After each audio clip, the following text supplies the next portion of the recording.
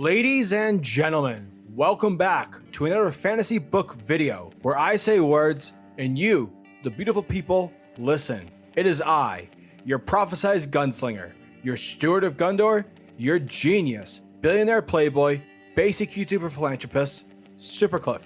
And would you kindly hit that like and subscribe button, for every little bit helps in this majestic YouTube world.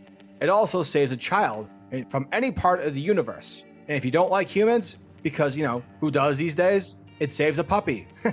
But I digress. Now today, folks, we'll be covering another fantasy book. And hot damn, it's been a minute since I whipped out one of these bad Larrys. So hopefully y'all will enjoy and relish our time together, as we will be focusing on Stephen King's magnum opus, The Dark Tower, Book 1, The Gunslinger, which some will say that this series is the best of the best amongst all of King's work. Me personally, I don't agree with that statement. However, I will say that this series definitely comes across as the most important among the Stephen King universe, which of course, if you didn't know, nearly every single book Stephen King has written shares the same universe. However, unlike the MCU or Marvel and DC Comics, it's not like you have to read all of his books to understand this culminating story. Think of it more like Goosebumps. The plus being is that the more King books you've read, the more references or Easter eggs will come to light across your Dark Tower reading. So I will say that before continuing on with this video, if this is the first Stephen King book you've picked up, but you're one of those readers who's a completionist and wants and needs to understand and find every single gem from various King books, then I would suggest that you read other Stephen King books before starting with the Dark Tower. But if you don't give a shit, then don't worry about it. Moving on. The Gunslinger is the first book of the Dark Tower series, the first out of 7. There is an 8th book and a bunch of Marvel comic spin-offs, but if you just want the main Dark Tower story, then you will only have to read books 1 through 7. And now, let's talk about the plot for Book 1. I do not aim with my hand. He who aims with his hand has forgotten the face of his father. I aim with my eye. I do not shoot with my hand. He who shoots with his hand has forgotten the face of his father. I shoot with my mind. I do not kill with my gun. He who kills with his gun has forgotten the face of his father. I kill with my heart. The Gunslinger takes place in a world that is basically a world identical to the Old West, which is called All-World, a Western dystopian world that exists in an alternate parallel universe to ours. And the story centers on the character of Rolanddeschain, who is the last of a long line of gunslingers, who were once peacekeepers and diplomats in this world. Basically, they're your equivalent to Jedi, except rather than wielding lightsabers, they use guns. I know, most uncivilized. Which doesn't make sense, but that's fine. That's fine. That's fine.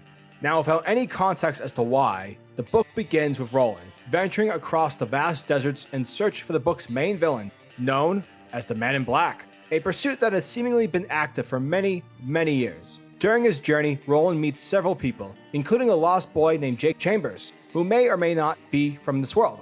In addition, we learn the past histories as to how and why Roland became a gunslinger and clues about what led Roland in pursuing the Man in Black in order to locate the mysterious Dark Tower.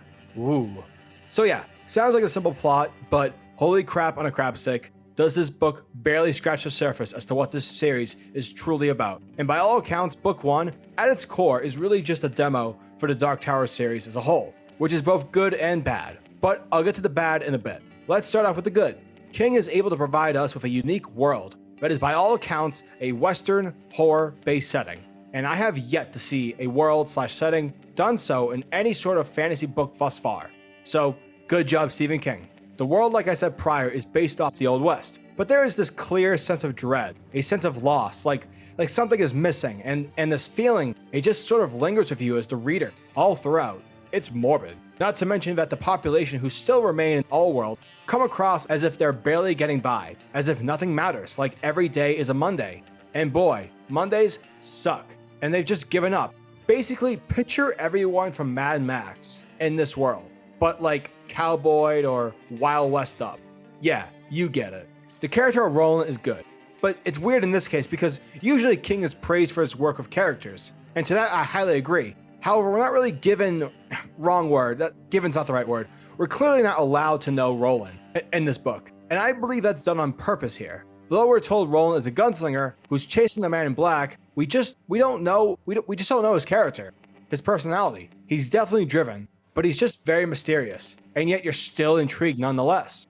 Also, when Roland is shooting off his guns, pow pow, it's badass. No, trust me, it's more badass than me saying pow pow. I digress. The man in black in this book is also great. The concept of the role he plays is quite simple. His character is literally the finish line.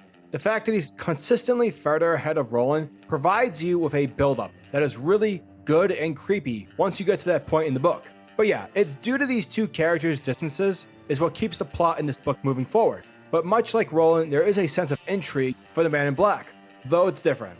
Also, in regards to the man in black, even though he's way ahead distance-wise, we almost get this sense whether Roland and Jake are traveling together during the day or settling in for the night, starting up a fire or whatnot, and we know in that moment the man in black is nowhere physically nearby. This haunting feeling that the man in black is there is so prevalent. Therefore, it kind of makes you feel weird and gross, like you're being watched. It's really fucked up.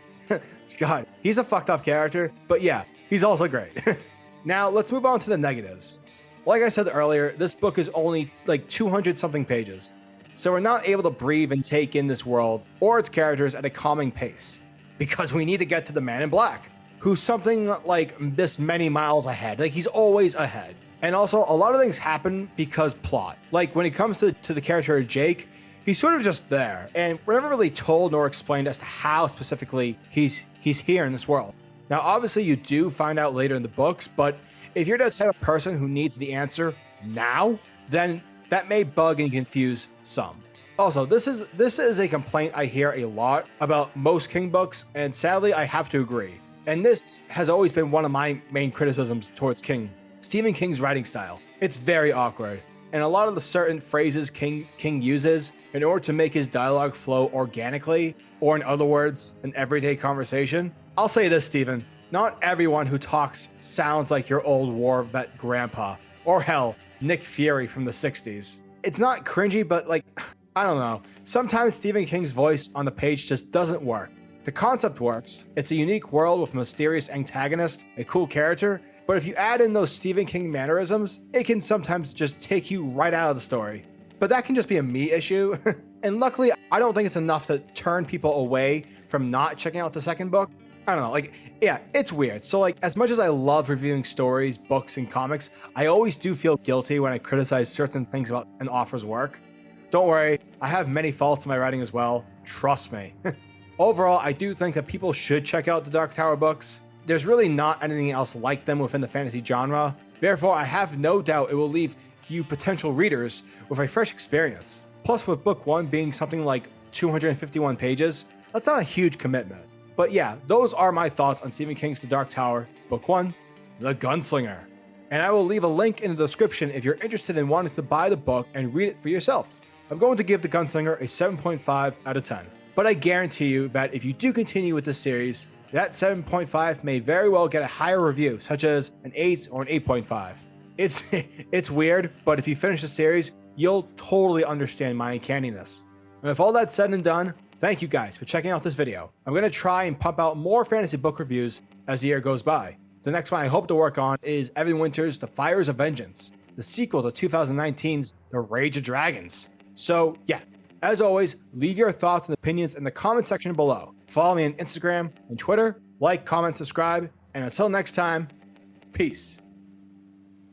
Giggity goo. Goo goo.